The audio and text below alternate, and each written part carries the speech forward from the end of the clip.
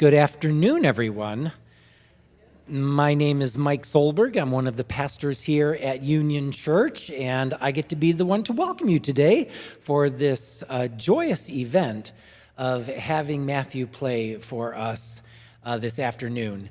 Those of you who were here in worship at Union Church this morning will know that Matthew played one of the pieces, the third piece called the Heroic, the Polonaise,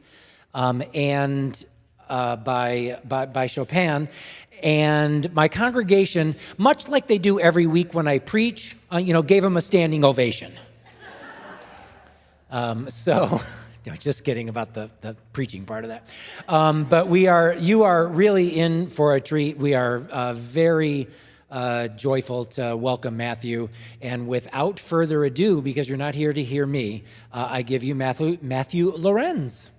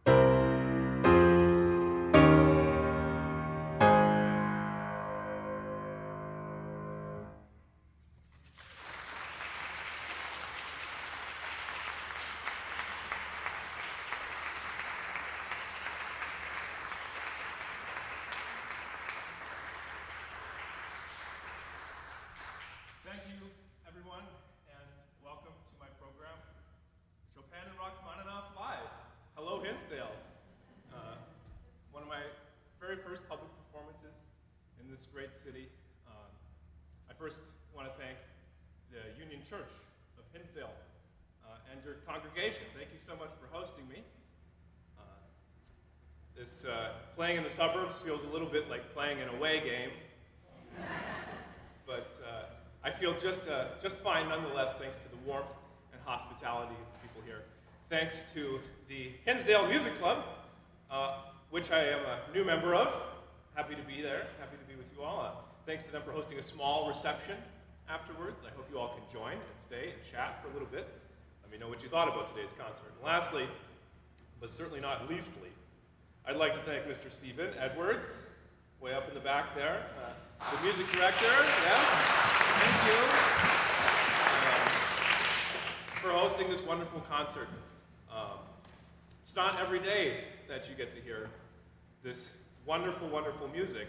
In fact, I've been asking this question to my audiences lately. When was the last time, who's heard Chopin played live in the past year? In the past year? Okay, a few people. Within the past 5 years, that sort of thing. How far back do we have to go? Why isn't Chopin being played in public every day? I'll never understand it.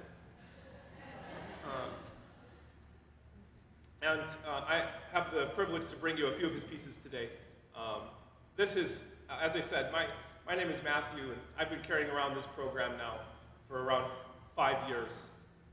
And I'm actually happy to say that this is one of the final scheduled performances of my program, Chopin and Rachmaninoff Live. I'd like to say that this is the final performance of Chopin and Rachmaninoff Live, but I'm not even playing the whole thing for you today. In fact, I'm playing today a reduced version of the entire 2-hour-long set of some of the most difficult piano repertoire that's ever been written. So much so that I tend to call this very version of this program not Chopin and Rachmaninoff Live, but Chopin and Rachmaninoff Light. Like the diet version of my program. Not so many calories, but still plenty of nutrition there, okay? You're really going to enjoy today's program. I'll say a little bit more about these wonderful composers, but next let's enjoy 3 pieces. 3 very different sides of this magnanimous personality who we remember as Frédéric Chopin. Please enjoy the Fantasy Impromptu, the Nocturne, Opus 27, number 2, and the Heroic Polonaise by Chopin. Thank you.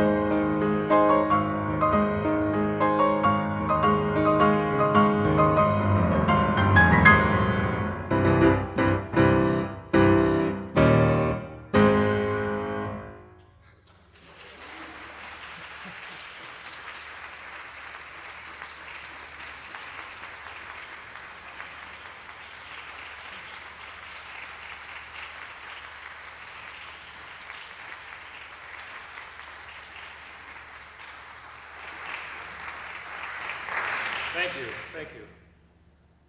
As I asked earlier, how often do you get to hear Chopin live? And there you just heard a lot of it, so hopefully it'll be good for the next while. Because it won't be tomorrow. I'll be sleeping. A brief joke before I give my next little sneak peek. I often, and it's really more serious than I make it seem, I often compare what I do up here and the work that I do with the young ones. I compare it to like professional sports, athletics, sort of an endurance sport at times, but a very precise and physical activity, playing the piano. Kind of leads me to my next composer. I promised 2 composers today. I'll actually give you 3 as an encore, but Rachmaninoff. I did say I was going to play some Rachmaninoff next. We did love Chopin. He had a tragically short life, actually. As you can see, 19 to 49, I think it was. Just 30 years, but immensely productive and immensely beautiful work he produced during that time. Rachmaninoff, on the other hand, lived a very long time, a very prodigious life as a child prodigy, and really one of the most extravagant and mystifying musical figures ever, bar none. Rachmaninoff really set the bar very, very high, climbed to some amazing heights of at least piano music, if not all of classical music in general. Touches on a subject that's very important to me, actually. Allow me to say a little bit more about myself. I grew up in Fargo, North Dakota, faraway land, not unlike Siberia, which Rachmaninoff certainly traveled to at least once. And I started playing piano at the age of 9, and I started practicing when I was 17. So it really is never too late, I'll tell you. And let me tell you a little bit about why. When I was 15, I started going to the Fargo Public Library and checking out stacks and stacks of classical music CDs, and then illegally downloading them onto my computer and listening to them non-stop on my iPod Shuffle. And the CDs I loved the most were always the piano concerti. By far, I just loved these huge pieces that these composers wrote. And you know, one of the best concertis, some of the best concertis were by Rachmaninoff, of all people. Many of you are probably familiar with his Piano Concerto No. 2. As one of my favorite pieces, I've listened to it countless times. But I had this silly idea not long ago. I want to learn some piano concerti by myself. I have had the pleasure of playing several piano concerti in the past with my local orchestras, and I want to do it again. And my thought is, why don't I make an album of piano concerti of my own? And then I'd like to put it in the Fargo Public Library too, for some little youngster to walk in on. And what I really want to stress with the concerto project is this idea of heroes, role models, that students in classical music just don't really have right now. I mean, don't get me wrong, there's tons and tons and tons of fabulous piano players out there. But I would like to show my students, at least my students and the people that I know, who maybe don't know what piano is all about, what the possibilities are. I'd like to show them what I think the possibilities are, and how far you can come if you work really, really, really, really, really, really, really hard every single day. This is my goal with the Concerto Project, is to spread the love of piano concerti, the medium which I think is the greatest of all the artistic mediums. With that in mind, I'd like to show you a tiny tidbit of Rachmaninoff's very first piano concerto, his Opus 1. I'll play you the opening bars, and this piece will become the sort of flagship, the centerpiece of the Concerto Project. Here's a taste of Rachmaninoff's first piano concerto.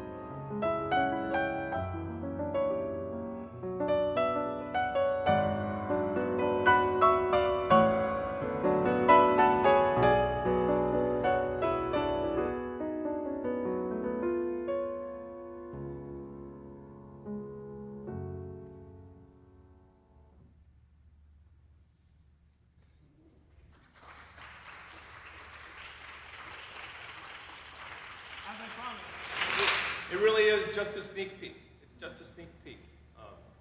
These pieces, this one included, isn't it just fabulous, by the way? Are all of you familiar with what a concerto is? A concerto is a large, large piece, not just for one instrument, but for a piano soloist and an entire orchestra backing them up. So if that sounded pretty large, just imagine how big it sounds with 80 more people behind it. It's tons of fun, riveting music. And my plan is not to record just one of these piano concerti, which I so dearly love, not two, but three piano concerti by Mr. Rachmaninoff, of course, Mozart, Wolfgang Amadeus, and my very own beloved teacher who I study with at the Chicago College of Performing Arts, Adam Neiman. I hope to record also his first piano concerto. And this set of three piano concerti I hope to record with local orchestras, either from back home or from Illinois. I hope to have this project completed within the next 3 to 4 years. And like this program, I'm sure it will require tons and tons of dedicated work, but I'm happy to say I have many supporters back at home. I have many supporters here in Chicago, including all of you. Thank you so much for coming here today. It means a lot to me. I have more Rachmaninoff for you in just a second. But as was briefly mentioned, this project really wouldn't be possible without both financial support and other forms of support that come along with the project of making a disc or making an album of music. Not only is financial support greatly valued and necessary to this project, but there's so many other ways that people have supported me, both here and back at home, that have made an incredible difference. And I'd like to tell you just one of those ways in which maybe some of you might be thinking already, how could I support this project? Let me tell you. On your programs, which I think all of you have, if you don't, there's some up at the front, there's a little QR code. And my website's also listed on the back of the program in case you don't know how to use a QR code. But I have a website, and I have an email that I hope to send out about this project. Not a lot, very few emails. I'm very bad at keeping track of my emails. I really am. But if you'd like to receive updates about the Concerto Project and see what this crazy guy you heard at the Hinsdale Union Church is doing with his pianos, feel free to sign up and let me reach out to you. You'd be surprised at how big of a difference that support can make in this project as I move forward. It helps increase a little bit of buzz, right? A little bit of word of mouth is what this project really needs to get off the ground. That being said, I understand that there will be some financial donations accepted at this concert, and I want everybody here to know that 100% of these donations are indeed going to the Concerto Project.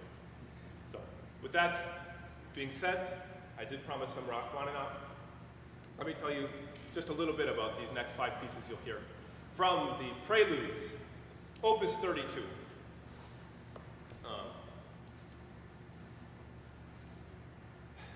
Rachmaninoff, what can we say about Rachmaninoff? He was the darling of Mr. Tchaikovsky at the Moscow Conservatory. Everybody loved him and loved his music, but he was a thing of the past, really. Chopin, who we heard earlier, was living much earlier than Rachmaninoff. He was much older than we think. Everybody thinks that Rachmaninoff and Chopin were writing at the same time. But in fact, Chopin was a romantic in the Romantic era who was really a true progressive looking forward at the possibilities of music, whereas Rachmaninoff, living surely in the modern era, was a conservative composer, a post-romantic, looking back into the past and trying to recreate a lot of the same effect. But blazing trails nonetheless. I saw an article not long ago saying that Rachmaninoff was I think he was voted the top innovative composer of the 20th century by one article I read. I can't remember which article it was, but I thought that was pretty wild to say because nobody would agree with that. But as you'll see, I play a couple of his more edgier preludes from the Opus 32 set. These pieces were composed in 1910, and I'll just set the scene for you a little bit. Rachmaninoff, in his mid-30s and 40s, is in his summer estate, playing piano, and one day, he's already composed 11 preludes in the past. He knows he has 13 more to go because everybody writes 24. That's the rule. Everybody in the Hinsdale Music Club knows why. There's 24 major keys and minor keys possible on the piano, and that's why composers write 24 preludes and fugues. Now, he's got 13 more to go when all of a sudden, 1910, he's sitting in his summer estate in August, and he writes 3 preludes on the very same day. Wakes up in the morning, composes the G-sharp minor prelude. In the afternoon, composes the B major prelude, number 11. And finally in the evening, he says, why not just create another masterpiece? He writes the G major prelude, number 5 from Opus 32. That was the beginning of a wild 6 months creative period. Probably not that wild for him, but for somebody like me who gets inspired by this sort of story. I remember while I was learning these preludes and I heard about that fact that he wrote most of these preludes in a single day. It really blew my mind. He really was something, that Rachmaninoff. So I want to give you a little taste of 5 of his preludes from the Opus 32 set. A monstrously large work that I've been playing now for approximately 4 or 5 years. Each prelude is supposedly a piece that's supposed to be played before other music, but I'll tell you, most of these preludes I would never play before anything else. In fact, I generally only play them together, because it's sort of like presenting you a platter of the most extravagant desserts you've ever had, one after the other after the other. So it's too bad I'll be ruining your appetite for dinner later, because this is an early afternoon recital and we're about to have our just desserts, okay? So this is Rachmaninoff, the first 3 preludes, and the last 2 preludes. Some of these are not often heard, but one of them at the very end, G-sharp minor, was a particular favorite of Vladimir Horowitz. And remember that name, because I have a little encore for you later on. Here's Rachmaninoff, everybody.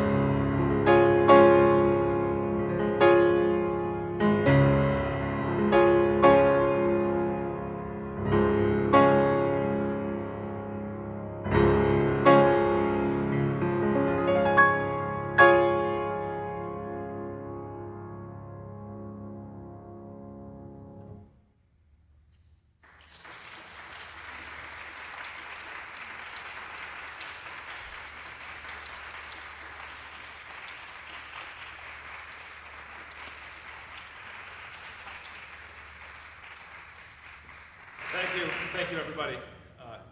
And now you understand why I say Rachmaninoff. He never let anything go easy. He really had to go and do everything the hard way. There's one more person I forgot to thank earlier. Whoever brought this piano to this church. Wow. Whoever got this thing in here, it's such an incredible instrument, isn't it? And one more person to thank beyond that even. Apparently it was tuned just before I got here. So many thanks to the piano tuner for getting here on such short notice. So that was Chopin and Rachmaninoff Light. Thank you so much, everybody. I do have one more for you. I mentioned the name Vladimir Horowitz earlier today. One of my favorite pianists and a real hero of the classical piano repertoire. Vladimir Horowitz, though he was not an American citizen, was very happy to play in the United States every time he came over. And in the 40s, just after the war ended, he came and played in the United States, and he arranged this little ditty by the American composer John Philip Sousa. Just because it was such a fun thing for him to play in the United States, he was so proud to be here while he was here. And I had the privilege to play this piece for some more patriotic concerts earlier this year and last year. But since it's still in my fingers, I thought I'd show it to you guys too, okay? Here's a little piece for the end. Thank you so much for coming today. This has been Chopin and Rachmaninoff Live. I'm Matthew Lorenz, everybody. Here's the Stars and Stripes, forever. It's never too late to be a little patriotic.